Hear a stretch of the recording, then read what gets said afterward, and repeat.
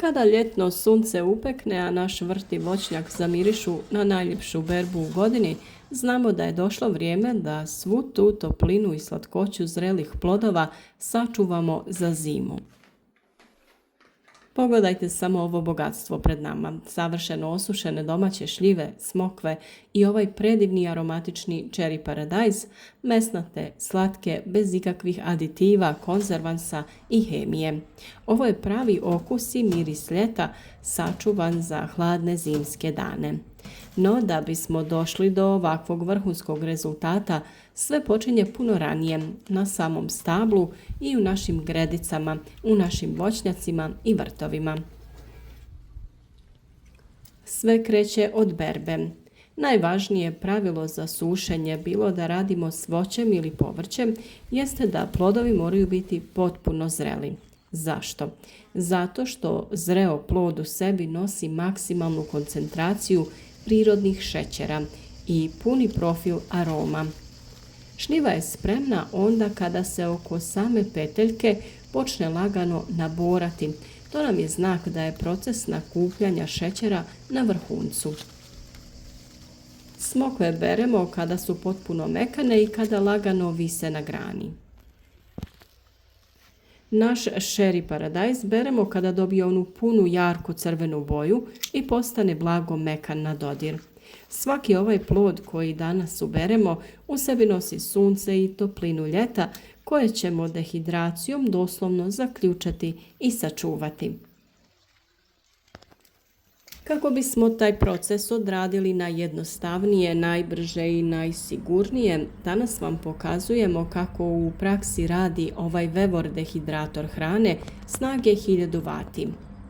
Riječ je o ozbiljnom robusnom stroju koji je u potpunosti izrađen od nehrđajućeg čelika, što je nama osobno ogroman plus za higijenu, pranje i dugotrajnost. Dolazi sa čak 10 velikih polica, također od inoksa, što nam daje ogroman kapacitet. Možemo odjednom osušiti ozbiljnu količinu hrane. Na prednjoj strani imamo staklena vrata kako bismo u svakom trenutku bez otvaranja i gubljenja topline mogli pratiti što se unutra događa, a gore je vrlo jednostavan digitalni zaslon za podešavanje vremena i temperature. Prije nego što plodove stavimo u dehidrator, moramo ih pripremiti. Sve dobro operemo i sortiramo. Šljive možemo sušiti cijele, ali preporučujemo da ih prepolovite i izvadite košticu. Tako će se proces sušenja skratiti gotovo upola. Pokazali smo vam kako se smokve mogu sušiti na suncu, ali taj proces je moguć tamo gdje nema puno muha, a dani su sunčani sa visokim temperaturama i manjom vlažnosti. Za sve one koji nemaju mogućnost takvog sušenja, preporučujemo ovaj dehidrator za sušenje voća, povrća, ali i ostale hrane. Smokve je najbolje prerezati po dužini na pola i slagati ih sa kožicom prema dole, kako fini slatki sokovi ne bi iscurili van. Naš cherry paradajz također režemo na polovice. Njega slažemo sa prerezanom stranom okrenutom prema gore. Prije sušenja cherry volimo lagano posuti sa malo krupne morske soli i sušenog origana ili bosiljka. Sol će pomoći da brže otpusti vlagu, a začini će mu dati onaj fantastičan mediteranski miris. Prilikom slaganja na rešetke pazite da između plodova ostane malo slobodnog prostora, jer je protok zraka ključ uspješne dehidracije.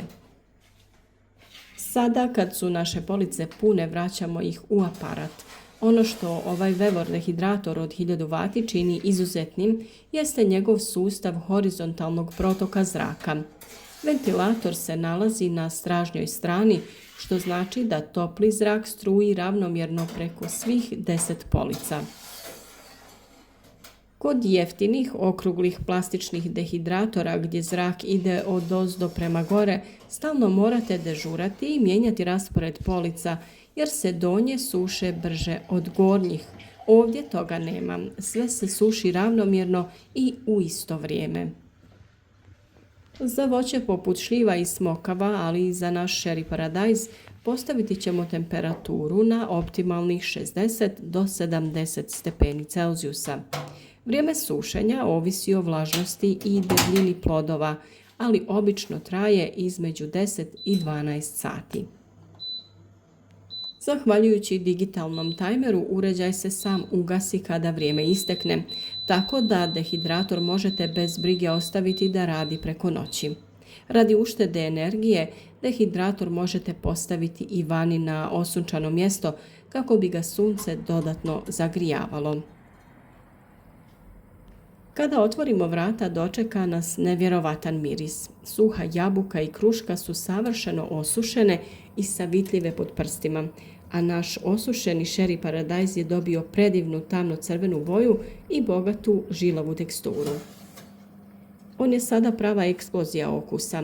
Ovako osušen cherry možete spremiti u staklenke, preliti ga maslinovim uljem, dodati malo češnjaka i dobiti ćete vrhunski gurmanski dodatak jelima. Korištenjem ovakvog uređaja ne samo da štedimo vrijeme, već smo potpuno sigurni da u našoj hrani nema štetnih konzervansa i sumpora koje inače nalazimo u kupovnim proizvodima. Vevor se pokazao kao izuzetno pouzdan, tih i prije svega učinkovit partner u preradi plodova iz našeg vrta i voćnjaka. Ako želite na zdrav i jednostavan način sačuvati ono najbolje iz prirode, dehidrator je investicija koja se isplati već u prvoj sezoni.